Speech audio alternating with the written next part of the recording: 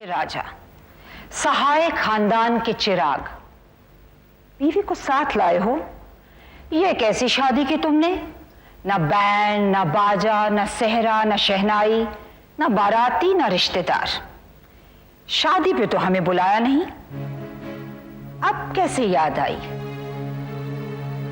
पापा, हम आपका आशीर्वाद लेने आए हैं। अमित, इतने बड़े हो गए, अब तक अपने पापा को नहीं समझे? फालतू कामों के लिए ना उनके पास वक्त था और ना है।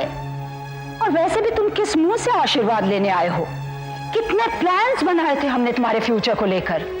मित्तल खानदान की इकलौती खूबसूरत पढ़ी लिखी लड़की कंचन के साथ तुम्हारी बात चला रखी थी, पर कहां? जिसकी नजरों में कांच की चमक समा जाए वो हीरा कहां पहचान सकता है? मम्मी प्लीज, आरती के बारे में उल्टा सीधा बोलने का आपको कोई हक नहीं है। अच्छा, ये आरती है। क्या खासियत है इसमें? कब से जानते हो इसे? इसकी सबसे बड़ी खासियत यह है कि ये मुझे प्यार करती है। इसके बारे में इससे ज्यादा जानने की जरूरत ना आपको है ना मुझे। खूब जानती हूं मैं ऐसी लड़कियां। एक रईस सादा दिखा नहीं कि इनका प्यार का नाटक शुरू। Bloody husband hunters. मम्मी, यदि आप ठीक तरह से बात नहीं कर सकते तो आपका खामोश रहना ही ठीक होगा। वाह, खूब पढ़ा के लाई है हमारे अमित को। अपने से बड़ों की ये इज्जत है तुम्हारी नजरों में अमित? इज्जत? इज्जत की बात मत करो मम्मी। इज्जत तो मैं आपकी बहुत करता हूं, तब भी करता था जब आप मेरे पापा की केवल सेक्रेटरी थी, और तब भी जब मेरी मम्मी की डेथ के बाद आपने मेरे पापा को संभाला था। इज्जत तो मैं आपकी तब भी बहुत करता था जब आप मम्मी बनकर इस घर में आई थी और मुझे घर से बाहर निकालकर हॉस्टल में भेज दिया था। आपने इस घर में आते ही मुझे घर से बाहर निकाल दिया, लेकिन मैंने आपको कभी दिल से नहीं निकाला, क्योंकि आप मेरी मम्मी हैं। आपकी इज्जत करना मेरा फर्ज है। मम्मी प्लीज, मैं आपसे यही चाहता हूं कि आप वही इज्जत मेरी आरती को भी दे जो अब मेरी पत्नी है। देखा, सुना आपने? एक दो कौड़ी की लड़की उसे मुझसे कंपेयर कर रहा है। दो कौड़ी का कौन है मम्मी? ये आप भी अच्छी तरह से जानती हैं और मैं भी। आप इस बात पर बहस मत कीजिए।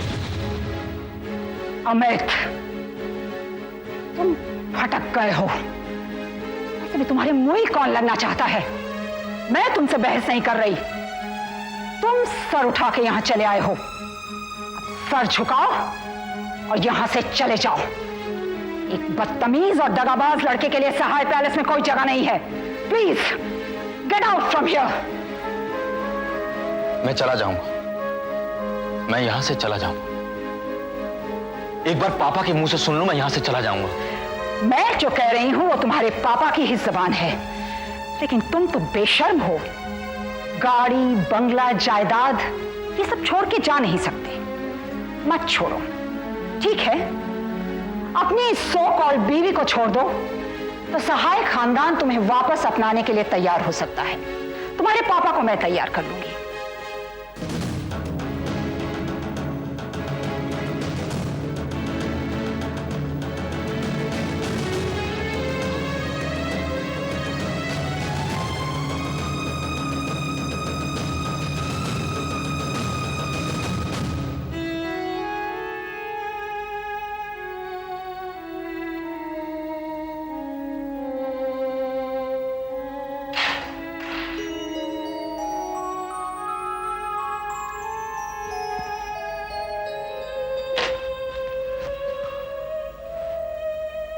मम्मी, आप मुझे पूरी तरह से समझ नहीं पाई। अगर आप और पापा यही चाहते हैं तो मैं यहां से चला जाऊंगा, लेकिन एक बात का विश्वास रखना,